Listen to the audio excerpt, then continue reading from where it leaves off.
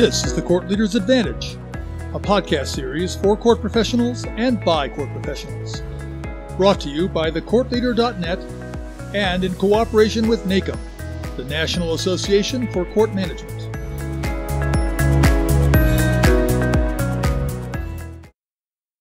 The national movement to reduce or eliminate cash bail continues to spark heated discussion.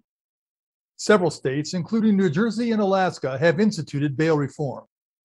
Other states, such as California, have repeatedly seen attempts at reform fail, either in the legislature or at the ballot box.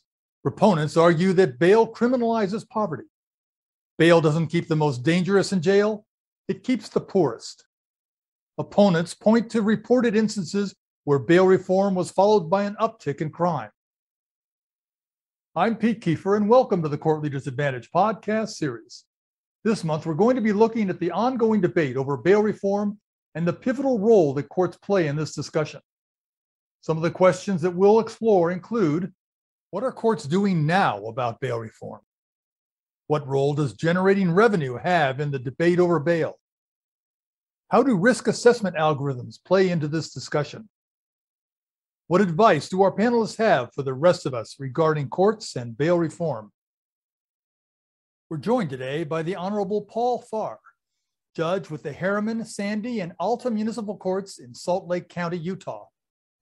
Elizabeth Rambo, trial court administrator for the Lane County Trial Courts in Eugene, Oregon. The Honorable Ed Spillane, presiding judge of the Municipal Court in College Station, Texas. Courtney Whiteside, court administrator for the Municipal Court in St. Louis, Missouri. And Alexandria Poole, interim senior trial court attorney with the Neighborhood Defender Service of Detroit. Thank you all for joining today's podcast. How serious is the issue of inequity in bail decisions? And what is your court doing now regarding bail reform? Judge Spillane?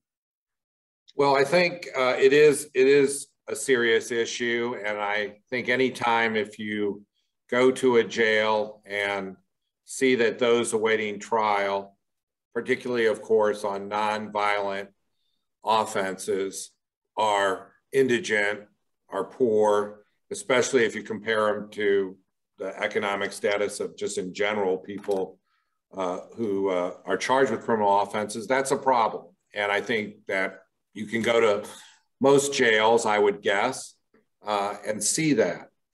The way that I've tried to deal with that is the cases in my court and the cases that I get to make a determination on bail are nonviolent misdemeanors for the most part.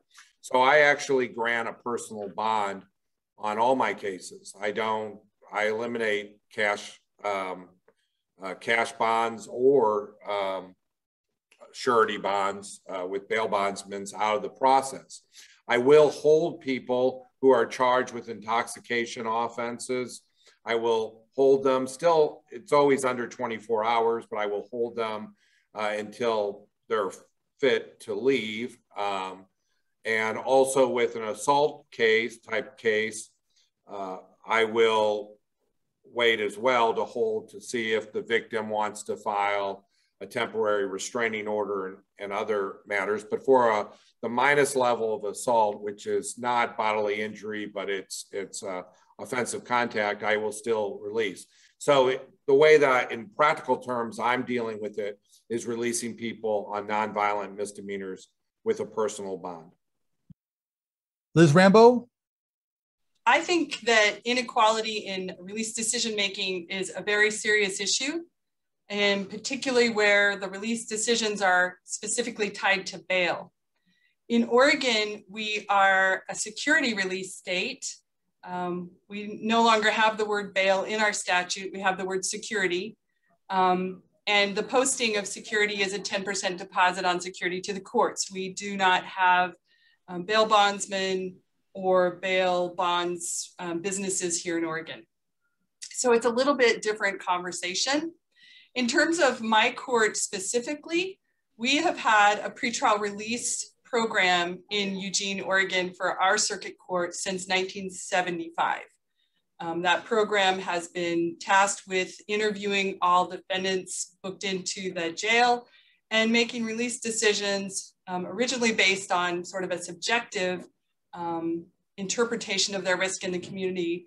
But more recently, and since the early 2000s, sort of evolving into what you were talking about earlier in terms of a risk assessment tool that helps us provide a more score-based decision about whether that person has a risk for failure to appear or for recidivating in the community in a dangerous way. So Oregon is in the middle of this process. It's a very long process to make reforms in release decision-making.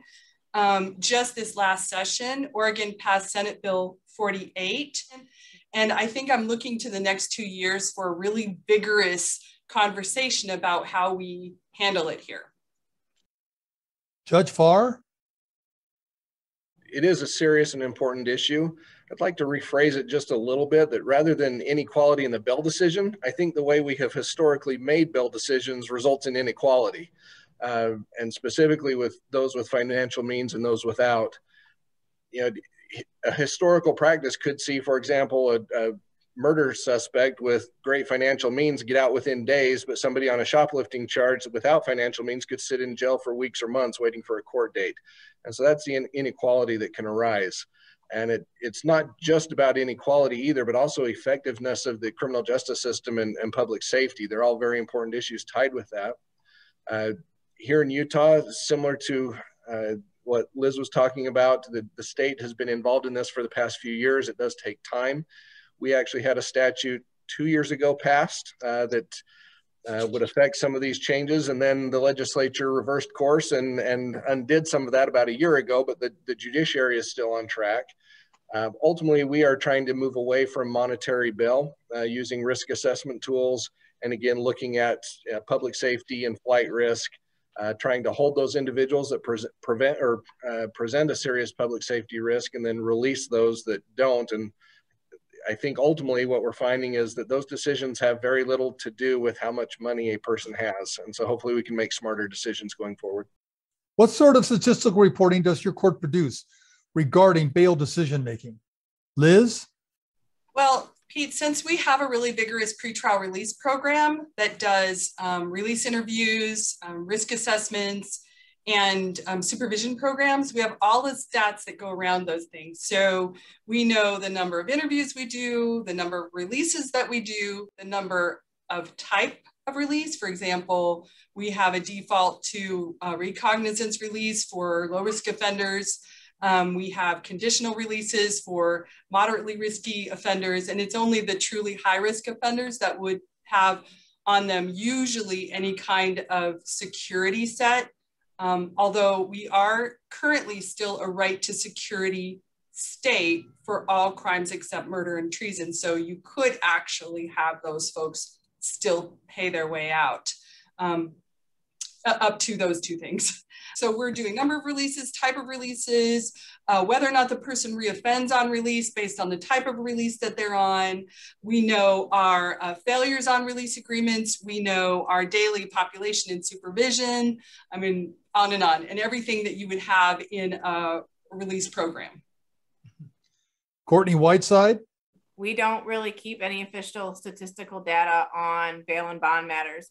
I'm aware of patterns that go on in our court because I pay attention to them, review the decisions, and look at case data in general, but we don't keep any specific bail and bond data. We aren't required to at this juncture. The question of systemic bias in the justice system has been hotly discussed over the last year. It raises the question of whether courts should be looking more closely at potential bias in bail outcomes. Does your court statistically report bail decisions by race, gender, age, and socioeconomic status?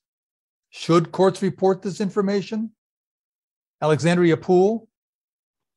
Yes. So I'm not very certain if my court reports that information currently. I don't think they do.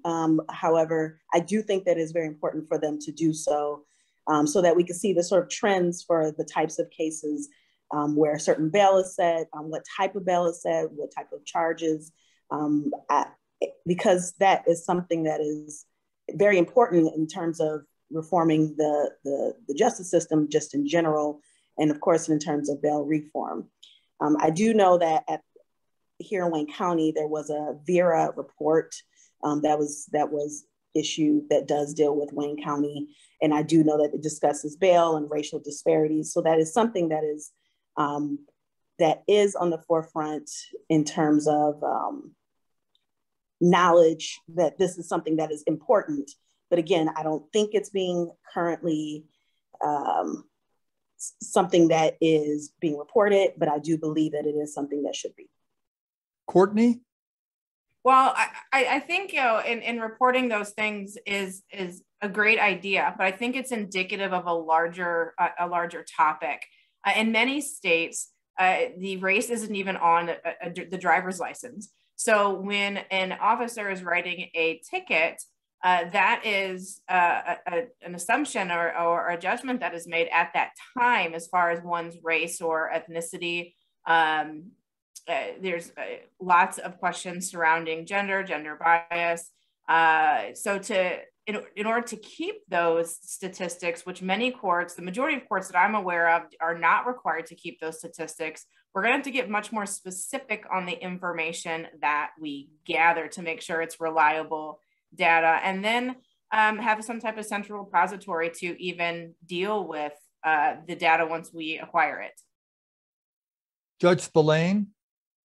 You know, definitely bias involved in bail decisions is important.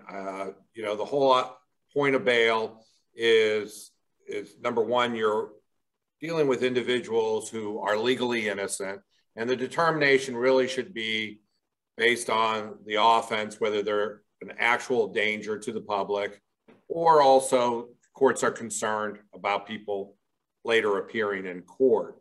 So I would think, especially socioeconomic data tied in with who's in jail awaiting trial is really, really important, because I think, especially with a cash bail system, you will see that who's in jail is very much tied in with socioeconomic status. But as to your specific question, a lot of courts have that information, or they're available, they're public information, but courts tend, but we are not reporting all that to the state.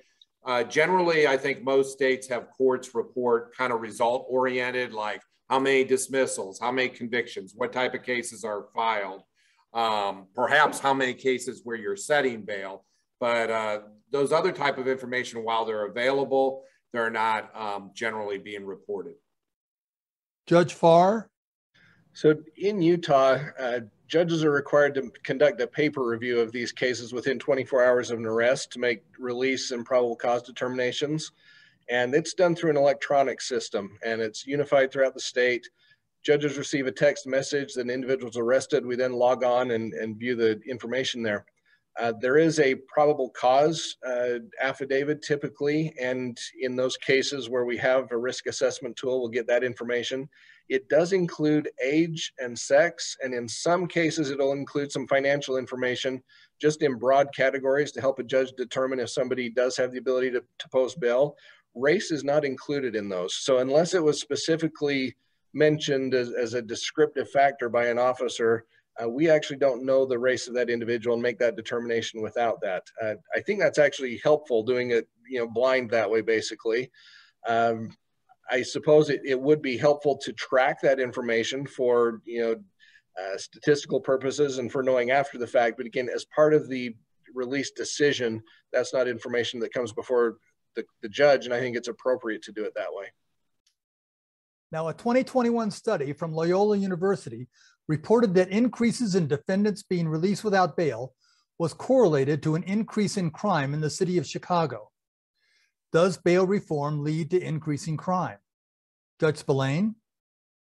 Well, my initial answer is no, it doesn't. But, you know, obviously a cautionary word, you know, bail reform, I've watched it, especially the last 5 years, and in states like New Jersey and New York, it was applauded as you get, and by bail reform, because bail reform in Texas means something different. Bail reform generally means trying to eliminate cash, often cash bonds and socioeconomic status as a reason why people are held. You know, we saw crime go down. Now we're seeing crime a rise in crime. And so people are, saying, well, look at, the bail reform's causing that. Generally, I think a efficient bail system and efficient courts can lead to, we would hope, a decrease in disorder in society. But courts are not, as their primary function, a prospective, crime elimination type of organization. So I think it's really used kind of demagogically in terms of, look at this, and often when you look at it, you'll see someone will point to someone who was released and committed a crime, and then they go back and blame the judge. Now, obviously, if someone committed a violent offense and they were released, I can understand the criticism when they later commit that violent offense. But generally, I have not seen anywhere where bail reform directly causes an increase in crime. And I think it does actually cause an increase in people showing up to court. Now, in Texas, in terms of what is called bail reform, they're calling bail reform trying to hold people in jail. Actually, in Texas, based on our Constitution, there are very few offenses other than capital murder where you can hold someone without bond. So, judges inevitably, at least in Texas, are always setting bond on almost every case, except the most egregious, which is capital murder. But even regular murder, you have to set bond. So, Alexandria? Yes, I also would say no, I don't believe bail reform leads to an increase in crime. I was a little puzzled by the study, the 2021 study for a second. And then after thinking about it, there's a lot of things that I believe that are factors, if that is the case in Chicago in 2021, because we are in the midst of a pandemic. There's COVID, there's a lot of other things that are impacting if there has been an increase of crime at all. And so between the pandemic, people are unemployed, there's housing issues, there are public health, of course, an overarching public health issue that could be contributing to that, specifically in Chicago. But overall, no, I don't believe that bail reform generally increases crime. I do believe that it does incentivize clients to come to court, take ownership over their case, feel like they have a say. It does something, I believe, a little bit more psychologically that's more positive. So, no. Judge Farr? And I'm going to give some extremes, but I think clearly if everyone arrested were to be released without condition, it would result in an increase of crime. And conversely, if we were to hold everyone arrested without bail, we could certainly decrease crime. However, the first approach ignores important issues of public safety, and the second ignores constitutional rights and protections. And so I think the trick is to find the appropriate balance. Bail reform is certainly not a simple issue, a lot of complexities. And so when we talk about bail reform and does it work or does it increase crime, I think it really depends on the specifics of that program, and it has to be looked at. I am confident that there are ways that we can maintain public safety while also making our system more fair. And I think if all stakeholders get together and have that conversation, those answers can be found. And it's important not to paint anything with too broad of a brush. Liz? I wish I'd said what Judge Farr said. I completely and 100% agree. When I read this question, I thought to myself, well, I wonder what their program was like in Chicago, and what did they do? Did they just eliminate bail and then, Judge Farr's one side, did they just eliminate the bail and just let everybody out? Because we all know that there is a sweet spot in the middle of understanding people's risk for certain things and then making appropriate release decisions for that risk. And sometimes that includes security still in Oregon, and sometimes it doesn't. But I don't think there's a right answer to this question, except that I think that a properly run program, reforming and finding best practices in a properly run program where it led to increases in crime should be reviewed and refined and improved. Does your court use risk assessment algorithms to assist judges in making release decisions? And how effective do you think it's been? Judge Farr? So the judiciary in Utah uses the LSIR, the level of services in inventory revised. It's unified throughout the state. And prior to the judiciary's effort at bail reform, the judge generally received nothing more than a probable cause statement. And oftentimes that had very limited information. So having the information contained in the LSIR has certainly been an improvement and has that background information. Utah is also participating in some studies currently to determine the effectiveness of that tool. With some cases it is available and some is not. Again, we're trying to make those determinations. What I can say personally from making those decisions is I am confident that I'm making better and more informed decisions as a judge as a result of that tool than I was before. You know, is it perfect or how effective is it? That's something that will be confirmed in studies, but it certainly, I guess it'd be like asking me to build a house. Am I better at building a house with a hammer versus not? It certainly helps. And so I'm glad we have the tool. Judge Spillane? As I mentioned, I mostly handle misdemeanor cases, nonviolent, and I grant a personal bond. So I don't use a risk assessment on my cases. Generally, courts in Texas have not used risk assessment. The most common I'm aware of is the one with the Arnold Foundation. But generally courts don't in terms of that.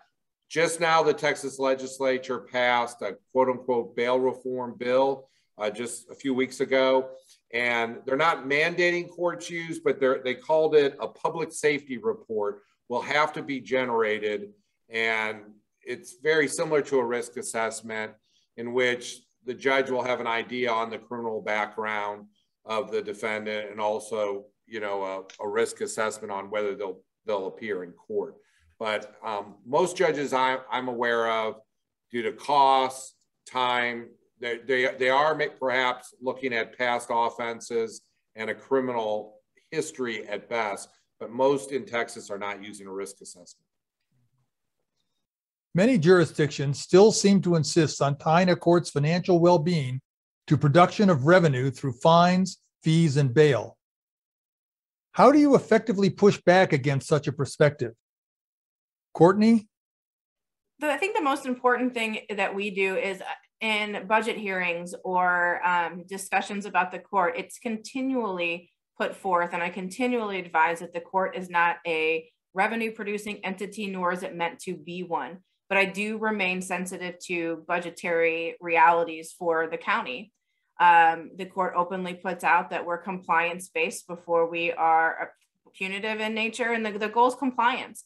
So if it costs the county money to achieve compliance, then you would think that would be the most important. That's the overarching goal. So it works out well, and we have to display that with how we administer our court on a day-to-day basis. But that continual advisement that is not the purpose of the court, and it will never be the purpose of the court, has gone a long way. And then we have policies, procedures, practices, and programs that reinforce that.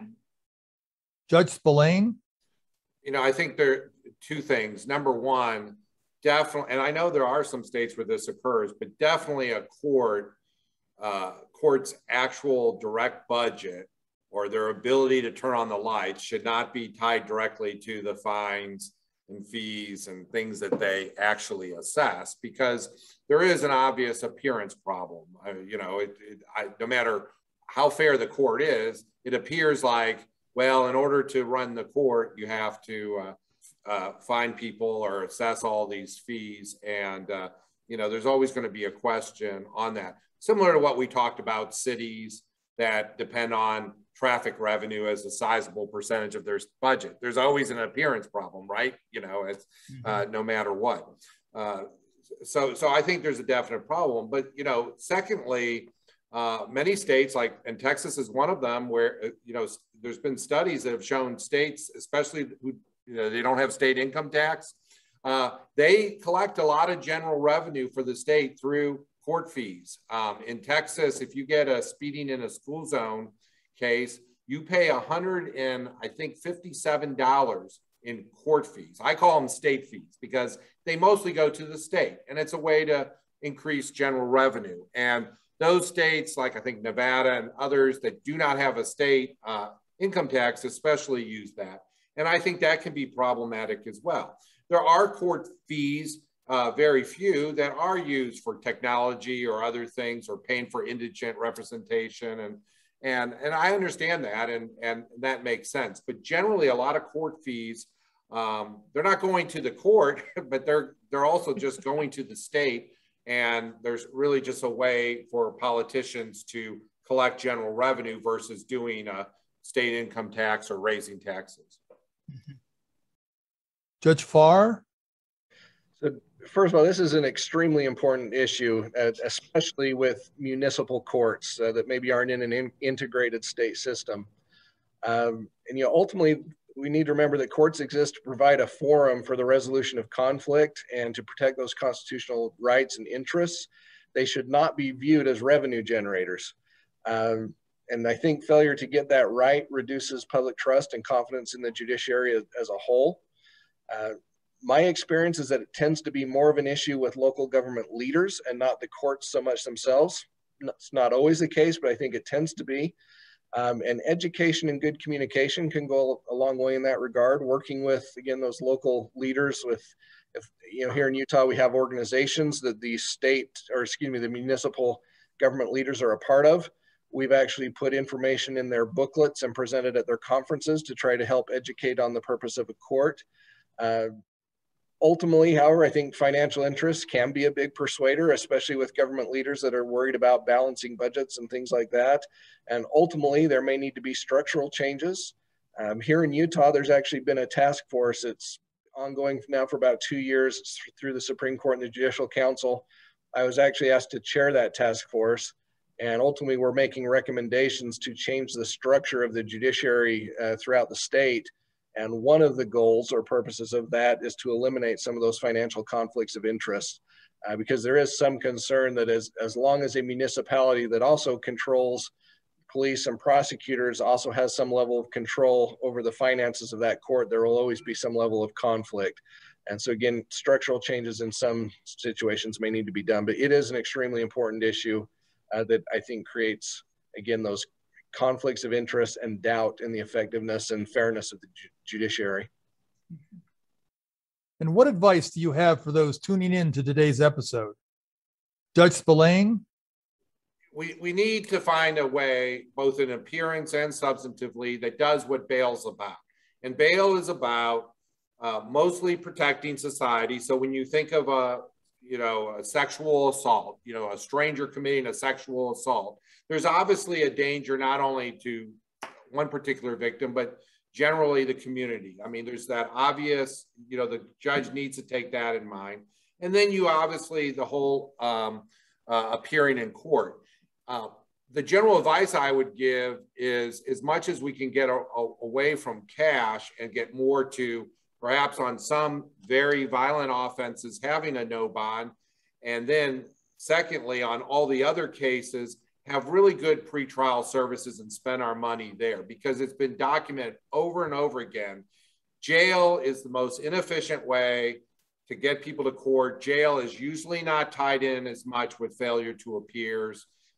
Doing what, if all of us go to the doctor's office and other places, we've all noticed more and more we get a text reminding us, show here. And courts are employing that more and more. And there's studies out, I know there's a study out in New York where texting improved way beyond other tools that, including jail, that courts use to get people to come to court. So, my advice is really try to employ other factors than jail to get people to come to court. And I think you'll have more success. Courtney? I think Judge articulated it very well. I think you need to be aware of bail and bond trends, what your current rules are, where your higher authority courts are taking bail and bond procedures for your area and your state, and be aware and be able to discuss and measure what the impacts of those changes are. I think for limited jurisdiction courts, sometimes it's more difficult. There's not as many potentially pretrial services available. And we need to look at doing better at that. But I agree with Judge. I think he articulated that very well. Alexandria? Yes, I'll just add on that it's something that basically people should do their research on and speak to community members about, and speak to your local public defender office, like Neighborhood Defender Service. I believe that that's where there's a lot of confusion, I think, about bail reform that's out there. I do believe it's true, like when I think about my clients, a lot of the cases where they've been released on personal bonds, they do return to court. There's a lot of other things in place to get them there, certain alerts from the court system.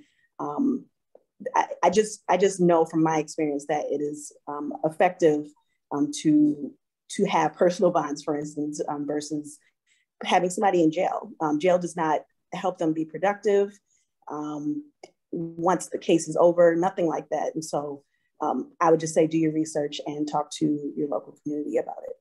Peter, can I just add one Sure. thing too?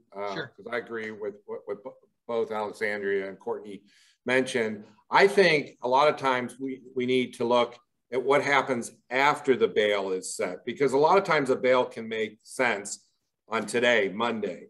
But if someone's sitting there on a possession of marijuana charge for 2 months and routinely pleas are made for jail time, and that's the only way the person really gets out of jail is pleading to set jail time, we know there's a problem. And that's what we saw in Harris County when there was a federal lawsuit. So we need, how long are people sitting in jail awaiting trial, and why are they waiting? Because a lot of times that gets missed even by judges, because one judge sets the bail, but then, the defendant doesn't see the other judge where the case is filed till 2 months later. So we need to look at that. Also, I've seen a number of states, and again, this is costly, but states that have an adversarial or have a defense attorney or a public defender there at the bail hearing, often there are, I think more just results. So perhaps we need to look at that as well. So much of the system, you want people to be seen very quickly, because judges aren't just determining bail, they're determining probable cause to even hold this person. So, you want a quickness in the system, but that's not a reason that there can't be a public defender or someone there in the room as well, representing the client, especially with these risk assessments, because, the risk assessment is a tool that's often out there in a vacuum without anyone advocating for the defendant. Liz? I would say have good, vigorous conversations, dig deep. I've had an opportunity to work on several reforms in our pretrial release program, and in terms of either instituting or improving a pretrial release program, my advice is to stay in contact and work closely with your public safety coordinating council, your community partners, your legislators, your commissioners, your jail, your sheriff, and all of the people who are affected by the outcomes of these programs, because the defense bar, especially the defense bar and the prosecution, because they will help guide a program that's effective as long as you are all starting from the same knowledge base. Judge Farr? And very similar to what Liz has said, I think communication is key with those stakeholders, ultimately recognizing that it's not a math problem where there's a right answer. We need to take input from everywhere. And I think the judiciary is in a unique space to lead some of those discussions. We don't have a financial interest necessarily in that as others do, and hopefully don't have political interest. At least as a judge, I'm looking at it purely as a public safety and how to get people into court issue. And so I think we're in a good process to lead that. I think most people can agree on the goals of improving public safety as well as increasing fairness in that process. And if we can just work together to figure out steps to accomplish those goals, I think we can be successful with those reform efforts. I want to thank Judge Paul Farr, Elizabeth Rambo, Judge Ed Spillane, Alexandria Poole, and Courtney Whiteside for relating their thoughts and their perspective on bail reform. This issue has raised considerable debate and will continue to do so well into the future. As always, my thanks to you court professionals watching today's episode. You put a human touch on this issue with every defendant with which you interact. Your professionalism and your compassion are what sustains the court's reputation. Thank you. Join us in November for another episode dealing with the issues facing our courts. This has been the Court Leaders Advantage podcast series. I'm Pete Kiefer, and thanks for joining us today.